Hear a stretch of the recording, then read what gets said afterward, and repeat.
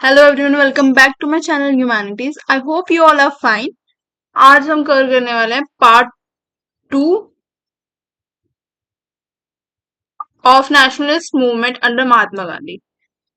ठीक है, ये बहुत ज्यादा बड़ा चैप्टर है तो इसलिए मैंने इसको दो पार्ट में बनाया। फर्स्ट है रॉयलेट एक्ट सत्याग्रह। आज का हमारा पहला टॉपिक है रॉयलेट एक्ट सत्याग्रह। तो ये एक्ट क्या था जिसके अगेंस्ट जो है महात्मा गांधी ने सत्याग्रह लॉन्च किया।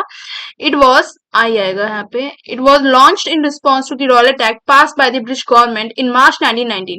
रॉयलेट एक्ट को पास किया गया था किसके द्वारा? ब्रिटिश गवर्नमेंट के द्वारा। क्या था इस एक्ट में कि इस एक्ट ने जो पुलिस है, ठीक है, पुलिस को पावर दे दी थी कि आप किसी को भी अरेस्ट या डिटेन कर सकते हो। किसी भी मतलब अगर आपको लग रहा है ना किसी पे शक है, ठीक है, सस्पेक्ट के बेसिस पे आप किसी को भी अरेस्ट कर सकते हो। और यहाँ पे कोई भी ट्रायल नहीं मिलेगा। मतलब ट्रायल का मतलब क्या है कि जो जैसे कि अभी क्या होता है, अगर हम किसी को अरेस्ट कर रहे हैं, मतलब पुलिस किसी को अरेस्ट कर रही है, तो उसके पास क्या है, वो क्या कर सकता है, आपने जो वकील है उसके अगेंस्ट में क्या कर सकता है, डिफेंड में, मतलब अगेंस्ट में नहीं, सॉरी, डिफेंड में क्या कर सकता है, कोर्ट में जो है पेश हो सकता है। ठीक है, बट यहाँ पे क्या है, कोई भी उनके पास राइट नहीं थे कि वो जो भी पुलिस उनके खिलाफ एक्शन ले रही है उसको चैलेंज कर सके। ठीक है, उनके राइट्स बेसिकली सब छीन लिए गए थे। Pass by the imperial legislative council. Imperial legislative council basically एक ब्रिटिश जो है जैसे पार्लियामेंट होता है ना, अभी उसमें लेजिस्लेचर होता है जिसमें दो हाउसेज होते हैं। तो इस टाइप से ये क्या था, पूरा ब्रिटिश जो था, पूरी ब्रिटिश लेजिस्लेटिव काउंसिल थी, ठीक है, जिसने इस लॉ को पास किया था। Allow for detention without trial. जैसे कि मैंने आपको बताया कि यहाँ पे क्या अलाउ कर दिया गया था, डिटेंशन विदाउट ट्रायल, यानी कोर्ट में आप इसको चैलेंज नहीं कर सकते। ठीक है, इनके बेसिकली पुलिस के खिलाफ या ब्रिटिश गवर्नमेंट के खिलाफ कोई भी केस नहीं कर सकते। वारंटलेस सर्चेज, यानी कि बिना वारंट के आपको अरेस्ट किया जा रहा था। ठीक है, जो प्रेस थी, मीडिया थी, उस पर भी क्या लगा दी गई थी, सेंशन लगा दिए गए थे, रिस्ट्रिक्शन लगा दिए गए थे। इंडियन यूज दीज एक्ट, जो इंडियन लोग थे उन्होंने इस एक्ट को कैसे देखा, black act.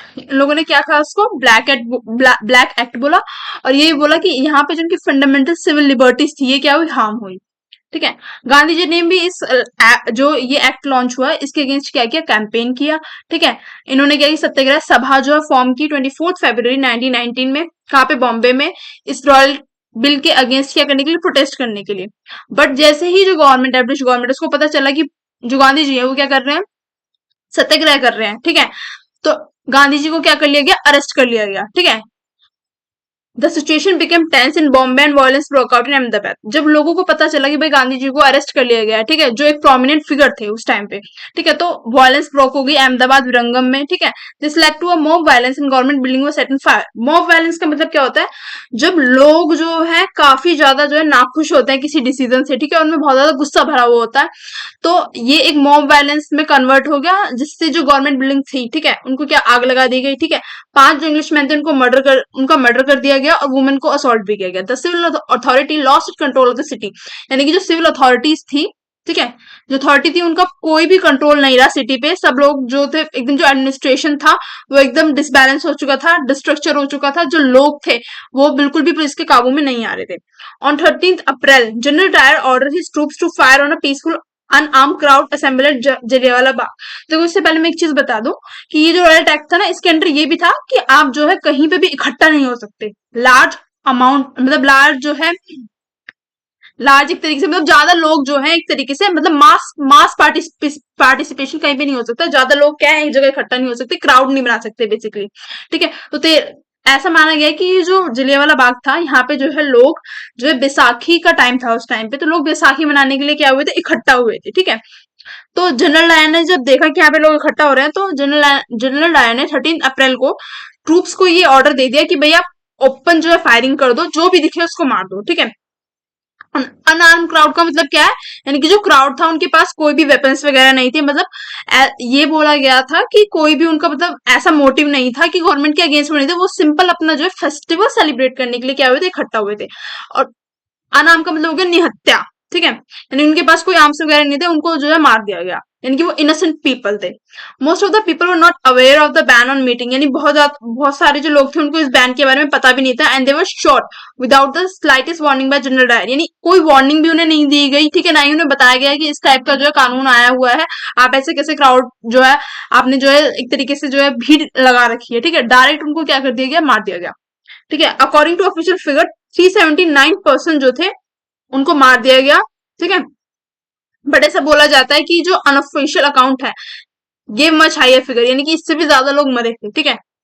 Non cooperation movement during 1920 to 21 the Indian national movement enter into a new phase.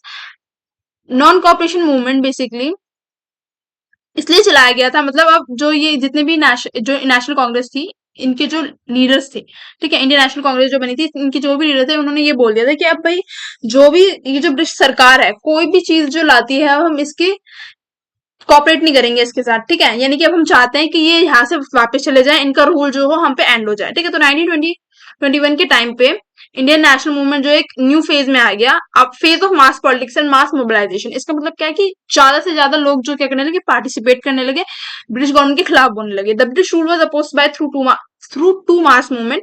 पहला है खिलाफत, दूसरा है नॉन कॉपरेशन। ठीक है, the technique of non violent struggle was adopted at national level, यानी कि नॉन वायलेंट का मतलब क्या है कि हम वायलेंस को अडॉप्ट नहीं करेंगे। ठीक है, नॉन वायलेंट तरीकों से हम क्या करेंगे, मूवमेंट करेंगे। द इश्यू ऑफ खिलाफत, अभी खिलाफत मूवमेंट क्या था, फर्स्ट वर्ल्ड वॉर जब हुआ तो टर्की ने क्या की, अलाई बनाई जर्मनी के साथ and Australia against the British. ठीक है, यानी कि टर्की ने जर्मनी और ऑस्ट्रेलिया के साथ मिलकर ब्रिटिशर्स के अगेंस्ट क्या की, ब्रिटिश जो गवर्नमेंट थी यानी बेसिकली जो यूरोप था, ठीक है, उनके अगेंस्ट क्या किया, अलाई बनाई। The Indian Muslim regard the sultan of Turkey, जो इंडियन मुस्लिम थे वो बहुत ज्यादा फेथ रखते थे जो सुल्तान था तुर्की के उसमें एज स्पिरिचुअल लीडर। ठीक है, उनको एज स्पिरिचुअल लीडर जो है वो मानते थे। तो उनकी जो सिंपैथी सी है, जो उनके सेंटिमेंट से एक तरीके से हर्ट हुए। ठीक है, जो वॉर के बाद जो ब्रिटिश गवर्नमेंट थी, क्योंकि जो ब्रिटिशर्स जीत गए थे, ठीक है, तो वॉर के बाद जो ब्रिटिशर्स ने क्या कर दिया, उनको रिमूव कर दिया। ठीक है, remove the khalifa from power in Turkey, यानी इनको जो है पावर से हटा दिया। जो मुस्लिम थे उन्होंने क्या कर दिया, जो इंडियन मुस्लिम थे इन्होंने क्या कर दिया, ब्रिटिश गवर्नमेंट के खिलाफ मूवमेंट करना स्टार्ट कर दिया। खिलाफत मूवमेंट किसलिए चलाया गया था, इसलिए चलाया गया था कि जो खलीफा है, जो उनको हटाया गया है रूल से, उनको जो है दोबारा रिस्टोर कर दिया जाए। Khilafat khalifa control should be retain over the Muslim, इनकी ये डिमांड थी पहले। ठीक है, and in territorial adjustment after war the khalifa should be left with sufficient territory, यानी कि जो टेरिटरीज उनकी वॉर से पहले थी, ठीक है, वही टेरिटरी जो है उन्हें वापस दी जाए, यानी जो जो भी ब्रिटिशर्स ने जो हिस्सा है वो जो एक तरीके से कैप्चर किया है वो भी उनको वापस दे दिया जाए। ऑल इंडिया खिलाफत कॉन्फ्रेंस इन दिल्ली 22-23 नवंबर में क्या रखी गई, खिलाफत कॉन्फ्रेंस रखी गई दिल्ली में विद नॉन कॉपरेशन, यानी कि जो नॉन कॉपरेशन मूवमेंट जो लीडर थे उनके साथ रखी गई। और बेसिकली ये दोनों मूवमेंट जो है ना, इन लोगों ने एक तरीके से कॉपरेट किया आपस में, एक साथ जो है ये लोग, इन लोगों ने मूवमेंट लड़ा और ब्रिटिश के खिलाफ आवाज उठाई। ठीक है, और जो हसरत महानी थे उन्होंने ये भी बोला कि जितने भी ब्रिटिश ग्रुप्स हैं इनको क्या कर दो, बॉयकॉट कर दो। रिजल्ट क्या आया इसका, the meeting was attended by number of Congress, यानी कांग्रेस और खिलाफत के जो लीडर थे बहुत सारे लोगों ने मीटिंग से अटेंड की, और इस मीटिंग में ये डिक्लेयर किया गया कि कोई भी हम जो है कॉपरेशन अब गवर्नमेंट के साथ नहीं करेंगे। गवर्नमेंट चाहे कितने भी जो है हमें एक तरीके से गवर्नमेंट्स भी क्या करती थी ना, थोड़े बहुत जो है लालच देती थी इनको, तो ये कि हम ठीक कर देंगे, कि हम जो है ये लॉ ले आएंगे वो लॉ ले आएंगे, तो इन सब चीजों के साथ ही नॉन कॉपरेट करेंगे। ठीक है, तो उन्होंने क्या बात करी पहले कि boycott of titles conferred by the government, यानी गवर्नमेंट ने जो भी टाइटल दिए उनका हम बहिष्कार करेंगे। सिविल सर्विसेज जो थी, ठीक है, जैसे कि आर्मी में जाना, पुलिस में जाना, कोई भी गवर्नमेंट जॉब है उसको हम नहीं करेंगे। नॉन पेमेंट ऑफ टैक्स, ना ही टैक्स पे करेंगे गवर्नमेंट को। ठीक है, नॉन कॉपरेशन मूवमेंट की मेन पॉइंट क्या थे, पहला इन लोगों की डिमांड्स क्या आती है ब्रिटिशर्स से, द नेशनलाइजेशन ऑफ एजुकेशन, यानी कि जो वेस्टर्न एजुकेशन इंपोज की जा रही है उसको क्या कहते हैं, हटाओ।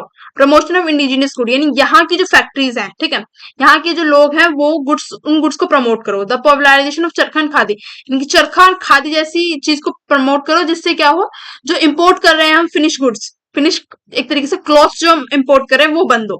ठीक है, the enrolment of a volunteer corps, volunteer corps का मतलब क्या है, ये लोग क्या करते हैं, फोर्सफुली क्या करते थे, कमर्शियल क्रॉप्स को उगवाते थे। कमर्शियल क्रॉप्स ऐसी होती हैं जिनसे इनका फायदा होता था, ठीक है, जिन पे टैक्स ज्यादा मिलता था। यानी कि इन्होंने बोला कि जैसे इंडिगो उगवाते थे ये लोग, ठीक है, तो इंडिगो को ये फोर्सफुली जो है इन पीजेंट से उगवा रहे थे, तो अदर क्रॉप्स की डिमांड की कि हमें अदर क्रॉप्स उगाने की परमिशन दी जाए। बॉयकॉट किया जाए लॉ को, कोर्ट्स जो इनके कोर्ट स्टैब्लिश हुए हैं उनको बॉयकॉट किया जाए। जो इनके एजुकेशन इंस्टीट्यूशन है, कॉलेजेस वगैरह, उनको जो बॉयकॉट किया जाए। The surrender of honour and title conferred, यानी इन्होंने जो भी टाइटल्स वगैरह दे रखे हैं उनको क्या किया जाए, बिल्कुल बॉयकॉट किया जाए। देखो नेक्स्ट पॉइंट है मेन फेजेस। अब इस मूवमेंट के मेन फेजेस क्या थे, फर्स्ट फेज था ठीक है। फर्स्ट फेज में ये जो है ज्यादा एक्सपेंशन नहीं हुआ इस मूवमेंट का, ठीक है। सेकंड फेज स्टार्ट होता है अप्रैल 1921 से। इस फेज में क्या था, बेसिक ऑब्जेक्टिव क्या था, ये था कि एक 1 करोड़ रुपया जो है तिलक स्वराज फंड में जो है इकट्ठा किया जाए, जिससे मूवमेंट जो है अच्छे से चल सके, ठीक है। मूवमेंट अच्छे से चल सके, मूवमेंट को फंडिंग मिल सके, प्लस जो कांग्रेस के मेंबर है उन्होंने ये एम रखा था कि 20 लाख जो चरखाज है वो 30 जून तक हम क्या करते हैं, इंस्टॉल करते हैं, जिससे जो कॉमन पब्लिक है उनका फायदा हो, ठीक है। In the third phase starting from July, third phase start होता है जुलाई से। अब यहाँ पे क्या स्ट्रेस दिया जाने लगी, जितने भी बॉयकॉट करो फॉरेन क्लॉथ को, यानी जो भी फॉरेन क्लॉथ है जो इम्पोर्ट हम कर रहे हैं उसको क्या करो, बॉयकॉट करो। मेन इम्फेसिस क्या दिया गया कि स्कूल्स कॉलेजेस सब चीज को, लॉ है जो जो लॉ कोर्ट्स है जो उन्होंने ट्राइब्यूनल जो है सेटअप कर रखे हैं, इन सब चीज को क्या करो, बॉयकॉट करो। और चरखे का यूज जो है इसको क्या बोला, इसको क्या किया गया, प्रमोट किया गया, ठीक है। जो टॉप लॉयर्स थे ब्रिटिश कोर्ट में, सीआर दास एंड मोतीलाल नेहरू, इन लोगों ने भी क्या कर दिया, अपनी लीगल प्रैक्टिस को गिव अप कर दिया in support of this movement. अब इसका एक्सपेंशन हम देख लेते हैं। The economic boycott receive support from the Indian business groups, यानी कि ये जो बॉयकॉट हमने किया इसको ना ही आम जनता से बट जो बिजनेस ग्रुप्स थे उन्होंने भी जो है सपोर्ट किया, ठीक है। स्टूडेंट्स ने सपोर्ट किया, जो यूथ थी वो बहुत ज्यादा जो है एक्टिव थी इस मूवमेंट में, ठीक है। फोर्थ जो पॉइंट है ये है कि जो लोकल जो वुमेन्स थी, वुमेन ने भी हाईली जो है सपोर्ट किया इस मूवमेंट को। Thousand of student left government school, यानी बहुत सारे स्कूलों ने जो ब्रिटिश एस्टैब्लिश स्कूल्स थे उनको क्या कर दिया, बॉयकॉट कर दिया, ठीक है। और नेशनल स्कूल्स, यानी जो इंडियन जो लीडर्स ने स्कूल सेटअप किए थे, जैसे कि काशी विद्यापीठ, ठीक है, गुजरात विद्यापीठ, जामिया मिलिया इस्लामिया यूनिवर्सिटी जो अब अभी टाइम पे बहुत बड़ी यूनिवर्सिटी है, इन सब चीजों को ज्वाइन किया, ठीक है।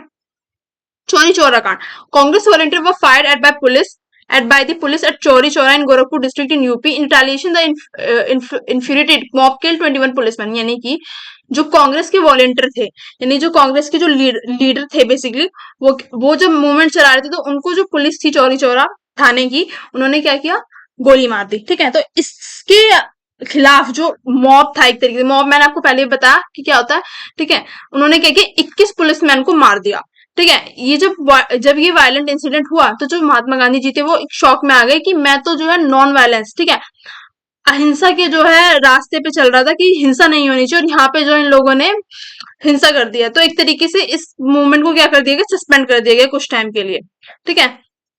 फिर नेक्स्ट मूवमेंट आया civil disobedience movement was launch. Civil disobedience movement launch किया गया जब गांधी देखो सिविल डिसऑबीडियंस का मूवमेंट क्या है, जब सिविल यानी जो कॉमन पब्लिक थी ना, उन लोगों ने डिसऑबे करने का मतलब क्या होता है, मानना, यानी जो कोई लॉ जो ब्रिटिश गवर्नमेंट ने लॉज बना रखे थे उनको डिसऑबे कर दिया, यानी कि हम आपको टैक्स नहीं देंगे, उनकी मानना बंद कर दिया, ठीक है, उनकी सुनना बंद कर दिया। गांधी जी ने इस मूवमेंट को लॉन्च किया along with a group of poison volunteer, ठीक है। क्यों लॉन्च किया, क्योंकि ब्रिटिश सरकार ने जो सॉल्ट है, जो नमक है, एक बेसिक नेसेसिटी है, उस पर क्या कर दिया, बहुत ज्यादा टैक्स बढ़ा दिया, ठीक है। तो इन्होंने दांडी मार्च जो है किया to break the salt law. इन्होंने क्या किया, जो सॉल्ट लॉ इन्होंने बनाया था बेसिकली गवर्नमेंट ने, उसको क्या कर दिया, ब्रेक कर दिया। Following people all over the country Brock salt law. इन्होंने कैसे ब्रॉक किया, साबरमती जो नदी है ना, साबरमती की जहाँ पे इनका आश्रम था, वहां से इन्होंने दांडी मार्च स्टार्ट किया, और एक नदी के किनारे इन्होंने क्या बनाया, खुद से जो है उन्होंने बताया कि कैसे हम खुद से भी नमक बना सकते हैं, हमें जो ब्रिटिशर्स जो ये इम्पोर्ट कर करके गुड्स दे रहे हैं ना, इनकी जरूरत नहीं है, हम खुद से भी जो सेल्फ है नमक बना सकते हैं, उन्होंने बताया। और उसी को फॉलो करते हुए बहुत लोगों ने ये जो सॉल्ट लॉ तोड़ा। अब सॉल्ट लॉ क्या था, ये था सॉल्ट लॉ, ये था कि आप जो है जितनी भी ब्रिटिश इंडस्ट्री थी जो सॉल्ट बना रही थी, नमक बना रही थी, सिर्फ आप नमक वहीं से खरीदोगे, ठीक है। कोई भी जो लोकल लेवल पे इंडस्ट्रीज नहीं बना सकता, नमक को नहीं बना सकता, जो ब्रिटिशर्स बेचेंगे वही आपको खरीदना पड़ेगा। इस टाइप के लॉज जो है ब्रिटिश गवर्नमेंट ने जो है क्या कर दिए थे, इम्प्लीमेंट कर दिए थे। अगर कोई बनाएगा तो उसको क्या कर लिया जाएगा, अरेस्ट कर लिया जाएगा। सॉल्ट लॉ, अब लोगों ने सॉल्ट लॉ तो तोड़ा ही, पर ये भी एक तरीके से लोगों ने स्टार्ट कर दिया कि हम कोई भी टैक्स नहीं देंगे, ठीक है, किसको, गवर्नमेंट को। The British government called a round table. अब जब इन्होंने देखा कि इतना जो है मूवमेंट हो रहा है और ये जो लॉ वगैरह तोड़े जा रहे हैं, तो ब्रिटिश गवर्नमेंट ने क्या किया, एक राउंड टेबल कॉन्फ्रेंस रखी, कांग्रेस लीडर्स को इनवाइट किया, जिसमें गांधी जी ने भी रिप्रेजेंट किया कांग्रेस को, ठीक है। बट इसमें कुछ जो है ऐसा कुछ कंक्लूजन निकल के नहीं आया है, क्योंकि जो गांधी जी ने डिमांड्स रखी है अपनी, वो जो ब्रिटिश गवर्नमेंट थी उन्होंने नहीं मांगी, ठीक है। बिफोर लॉन्चिंग द मूवमेंट, यानी सिविल डिसऑबीडियंस मूवमेंट लॉन्च करने से पहले गांधी जी ने क्या किया, गवर्नमेंट को एक अपनी डिमांड्स भेजी कि भाई आप ये डिमांड्स मान लेते हो तो हम ये जो मास मूवमेंट है नहीं करेंगे।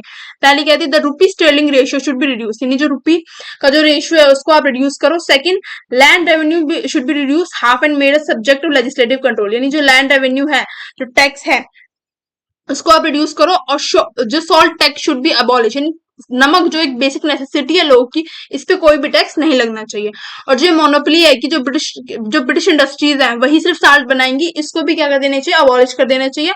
Great service should be reduce by half, military expenditure should be reduce by 50%, यानी जो आप मिलिट्री पे इतना ज्यादा एक्सपेंडिचर कर रहे हो इसको भी आपको 50% तक क्या करना पड़ेगा, घटाना पड़ेगा। जितने भी political prisoner should be release discharge, यानी कौन डिस्चार्ज, जितने भी जो कांग्रेस को लीड कर रहे थे, कांग्रेस के जो लीडर्स थे, जो मूवमेंट चला रहे थे, उनको जो आपने डिटेन किया उनको आपको छोड़ना होगा। बट ये कोई भी डिमांड जो है ब्रिटिश गवर्नमेंट ने नहीं मानी, तो फिर इन्होंने क्या किया, सिविल डिसोबीडियंस मूवमेंट चलाया। अब मूवमेंट की शुरुआत कैसे हुई, Gandhi took the decision to start the movement. कब, 12 मार्च 1930 में मूवमेंट स्टार्ट किया गया। Gandhi started the historic march from Sabarmati Ashram to डांडी, ठीक है, डांडी बीच, जहां पे इन्होंने जो है सॉल्ट बनाकर लॉ तोड़ा। कंपेन बाय हिज 78 जो इनके फॉलोअर्स थे, इन्होंने उनको फॉलो किया। देर गांधी एंड जो गांधी जी थे उनके फॉलोअर्स थे, उन्होंने क्या किया, सॉल्ट लॉ को तोड़ दिया, ब्लॉक कर दिया बेसिकली, ठीक है, वायलेट कर दिया। The programme of the movement was as follows, salt law should be violated, ठीक है, सॉल्ट लॉ जो क्या था, हर जगह वायलेट होने लगा था। लोकल पीपल भी क्या कर रहे थे, अब नमक बना रहे थे। स्टूडेंट शुड, जो स्टूडेंट्स थे उन्होंने कॉलेज जाना बंद कर दिया, ठीक है। जो गवर्नमेंट सर्वेंट्स थे, ठीक है, उन्होंने रिजाइन कर दिया इसके सपोर्ट में। फॉरेन क्लॉथ्स को जला दिया गया, ठीक है। कोई भी हम टैक्स पे नहीं करेंगे, ये सब चीजों की बात होने लगी। प्लस जो वुमेन थी उन्होंने क्या कर दिया, धरना दे दिया लिक्विड शॉप्स के बाहर। आप सोचेंगे लिक्विड शॉप्स के बाहर क्यों, क्योंकि जो लिक्विड शॉप्स हैं, जो दारू की दुकानें, यहाँ सबसे ज्यादा टैक्स जो है गवर्नमेंट को जाता था, ठीक है। अब मूवमेंट क्या है, बहुत ज्यादा स्प्रेड हुआ, ठीक है, जहां पे क्या करने चला, social boycott of police and lower level administration design थी, यानी कि जो इंडियन लोग जो एडमिनिस्ट्रेशन में थे उन लोगों ने रिजाइन देना स्टार्ट कर दिया, ठीक है। इसको बड़े बड़े कैपिटलिस्ट का सपोर्ट मिला, जैसे जीडी बिरला वगैरह हो गए, ठीक है। ये मूवमेंट बहुत ज्यादा स्प्रेड हुआ। और जो वुमेन का पार्टिसिपेशन, जो किसी भी मूवमेंट में हमें वुमेन का पार्टिसिपेशन नहीं देखने के लिए मिला, यहाँ पे जो है मास लेवल पे वुमेन का पार्टिसिपेशन हमें देखने के लिए मिला। लेटर ऑन जो आपकी बुक में ना 2 टॉपिक है, ठीक है, एक तो है क्विट इंडिया मूवमेंट, जिसमें भी ऐसा कुछ खास दे नहीं रखा है, मैं इसको सिंपल बता देती हूँ। सिविल डिसऑर्डरेंस के बाद इन्होंने क्विट इंडिया मूवमेंट चलाया था, जिसने जो ब्रिटिशर्स थे उनकी जो रूट्स थी उनको शेक कर दिया था। क्विट इंडिया मूवमेंट का बेसिकली ये मतलब था कि आप अब भारत छोड़ के जाओ, ठीक है, अब हमें आपसे कोई बात नहीं करनी, कुछ नहीं करना, आप अपने भारत यहाँ से जो है जाओ, अपने वापस अपने देश जाओ, ठीक है। क्विट इंडिया मूवमेंट के बाद जो वहां ब्रिटिश गवर्नमेंट थी ना, उन्होंने कुछ ये रखे थे, ये पॉइंट्स हैं जो रखे थे कि हम क्या करेंगे, डोमिनेंट स्टेटस दे देंगे इंडिया को, ठीक है। सेकंड था immediately after the cessation of hostilities constitution making, यानी एक कॉन्स्टिट्यूशन मेकिंग बॉडी बैठाई जाएगी जो यहाँ का कॉन्स्टिट्यूशन तैयार करेगी इंडिया का, ठीक है। और यहाँ पे जो मेंबर होंगे इंडिया से भी होंगे as well as native state से भी होंगे, ठीक है, ब्रिटिश इंडिया से भी होंगे एज वेल एज जो हमारा इंडिया वहां से भी होंगे। बट ये सब सारी जो डिमांड थी ना, जो लीडर्स थे इन्होंने मना कर दिया कि हमें जो है आपके साथ कोई कॉपरेशन नहीं करना, आपकी कोई डिमांड नहीं सुनिए, आप जो है भारत छोड़ो। क्विट इंडिया मूवमेंट जो है लॉन्च कर दिया गया था इसके बाद। बस इतना ही बुक में दिया गया है, ठीक है। हमारा चैप्टर खत्म होता है। Thank you for watching the lecture. अगर आपको कंटेंट अच्छा लगा तो do like share subscribe my channel.